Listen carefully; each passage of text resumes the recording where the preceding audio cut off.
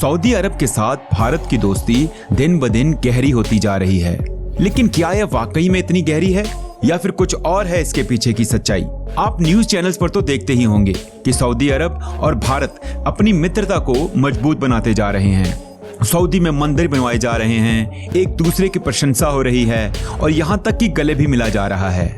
और तो और सऊदी अरब भारत की दोस्ती के चलते पाकिस्तान की बुराई करने से भी पीछे नहीं हटा। पर क्या हम इसे सच मान सकते हैं कि भारत और सऊदी अरब के बीच एक स्ट्रॉन्ग रिलेशन है, या फिर यह सिर्फ एक छलावा है?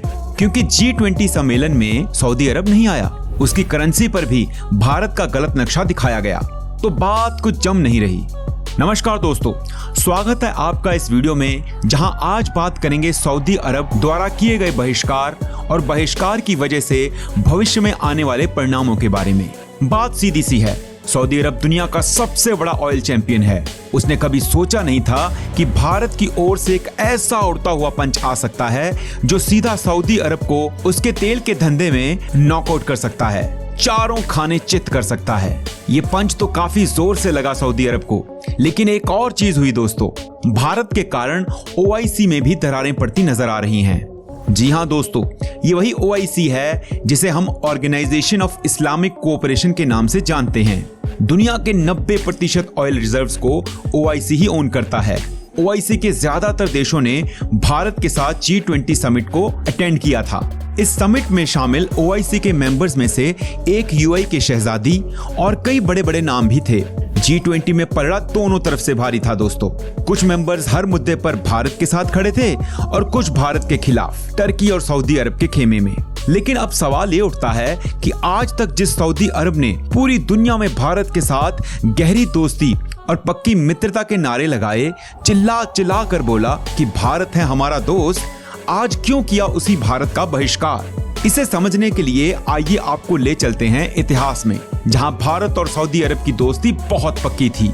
एक समय था जब सऊदी अरब भारत के नाम की माला जपते जपते थकता नहीं था। लेकिन इसकी वजह क्या थी? इसकी एक लौती वजह थी भारत की पॉपुलेशन।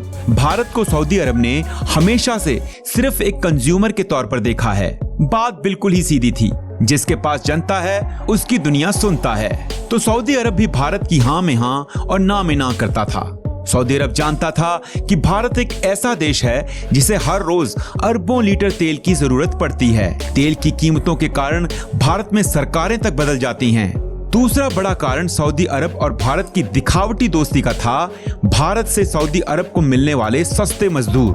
भारत से कम पैसों में मजदूर उठाओ और उनसे कड़ी मेहनत करवाओ। यानी कि सऊदी अरब यह मानता था कि भारत वो देश है जिसे दोनों तरफ से अपने फायदे के लिए इस्तेमाल किया जा सकता है। एक ऑयल ट्रेड यानी अपना सामान बेचो और पैसा कमाओ, और दूसरा मेहनत मजदूरी करवाने के लिए सस्ते मजदूर उठा लाओ। लेकिन इस दौर का अंत उस समय आ गया जब रूस और यूक्रेन के बीच युद्ध शुरू हो गया।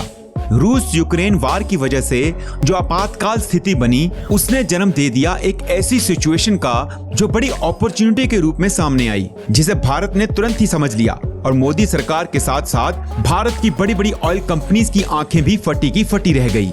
आप जानते ही होंगे कि धीरू भाई अंबानी की बनाई रिलायंस इंडस्ट्रीज एशिया की सबसे बड़ी ऑयल रिफाइनरी है, जो क्रूड ऑयल को रिफाइन करती है। रिलायंस ने देखा कि रूस यूक्रेन की लड़ाई में एक बड़ी अपॉर्चुनिटी निकल कर आई है, जिसके चलते यूरोपियन कंट्रीज ने रशियन ऑयल लेने से साफ मना कर दिया। लेकिन रशिया तो कम दाम पर तेल बेचने को हमेशा तैयार था, तो भारत ने इस सिचुएशन का भरपूर फायदा उठाया और रशिया से तेल खरीदना शुरू कर दिया। सऊदी अरब इस खेल को समझ नहीं पाया। उसने सोचा कि भारत को इतने सारे लोगों की तेल की भूख भी तो मिटानी है, तो ठीक है, जिनसे सस्ता माल मिलेगा थोड़ा उनसे भी ले लेंगे।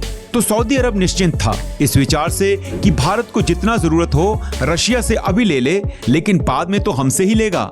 पर उन्हें पता नहीं था दोस्तों कि भारत खेल रहा था बड़ा खेल। भारतीय कंपनियों ने जितनी जरूरत थी उससे कई ज्यादा मात्रा में रशियन ऑयल को खरीदना शुरू कर दिया, उसे काफी तेजी से रिफाइन किया और अब इस रिफाइंड ऑयल को यूरोपियन देशों में बेचना शुरू कर दिया।